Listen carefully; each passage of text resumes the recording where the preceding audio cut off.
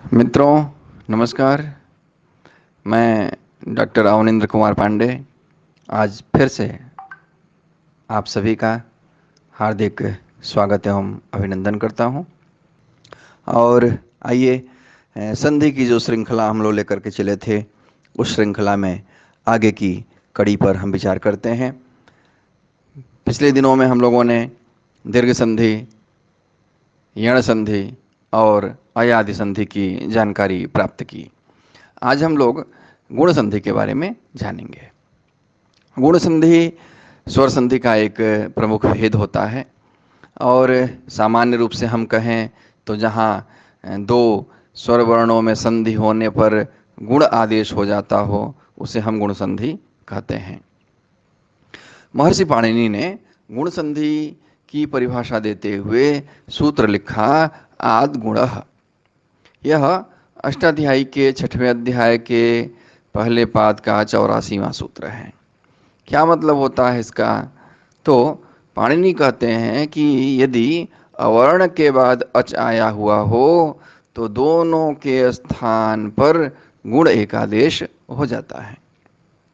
यहाँ अवर्ण से तात्पर्य जो है वह सामान्य रूप से अ और आ इन दो वर्णों से होता है।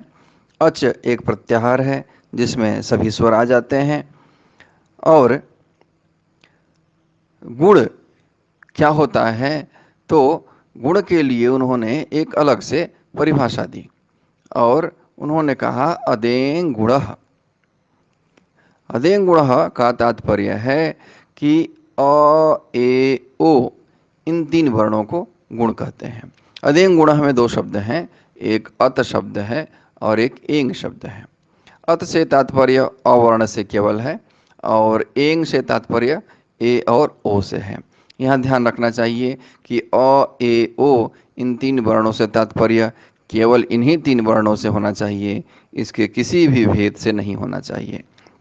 अब मैं स्पष्ट रूप से आप लोगों को बताऊं तो मतलब ये होता है कि यदि अ अथवा आ के बाद कोई स्वर आता है तो उन दोनों के स्थान पर गुण आदेश अर्थात उन दोनों के स्थान पर अ, ए, ओ एक आदेश हो जाता है। और स्पष्ट करके हम आपको बताएं तो अ और आ के बाद यदि ई और ई हो तो दोनों के स्थान पर ए एक आदेश हो जाता है। अ अथवा आ के बाद उ अथवा ऊ हो तो दोनों के स्थान पर ओ एक आदेश हो जाएगा। अ अथवा आ के बाद री अथवा री हो तो दोनों के स्थान पे और एक आदेश हो जाता है। और अ अथवा आ के बाद री हो तो दोनों के स्थान पे अल एक आदेश हो जाता है। यहाँ ध्यान रखिएगा कि जो अर और अल आदेश हो रहा है वह पाणिनि के नियम उर्ण रपरह के अनुसार होता है। अब आइए हम इसको और अच्छी तरह समझने के लिए इसके उदाहरण पर चलते हैं, क्योंकि उदाहरण जान लेंगे तो आपको आपकी जो परिभाषा है वह परिभाषा अत्यंत स्पष्ट हो जाएगी और वह आपके दिलो दिमाग में अच्छी तरह से बैठ जाएगी। उदाहरण है उपेंद्र। उपधन इंद्र, इसका विच्छेद करते हैं हम। उपेंद्र का विच्छेद होता है उपधन इंद्र।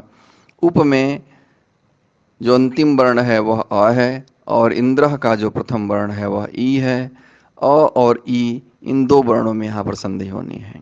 नियम कहता है कि अ अथवा आ के बाद यदि ई अथवा ई आया हुआ हो तो दोनों के स्थान पर आद गुणा सूत्र से ए एक आदेश हो जाता है। तो अ ई दोनों को मिलकर के ए यहाँ पर आदेश हो जाता है। उप, ए, द्रह हम सबको संयुक्त करते हैं और शब्द बनता है या पद बनता है उपेंद्र। अगला उदाहरण देखेंगे हम, गंगोदकम। गंगाधन उदकम। यहाँ गंगा में अंतिम अक्षर आ है, उदकम में प्रथम अक्षर ऊ है। आ और ऊ दोनों को मिलकर के ओ एक आदेश होता है, शब्द बनता है गंगोदकम। गंगोदकम का अर्थ होता है गंगा का जल। महेशः, महाधन ईशः। यहाँ पर आ और ई संयुक्त होते हैं और बनता है महेश। गणेशः, गणधन ईशः। गण में अंतिम अक्षर अ और ईशः में प्रथम अक्षर ई, दोनों को मिलके बनता है और ये मिलकर के एक आदेश होता है, बनता है गणेशः। तथेति, तथा धन इति, तथा में आ और इति का ई और आ और ई दोनों मिलकर के आदेश होता है ए, तथेति शब्द बनता है।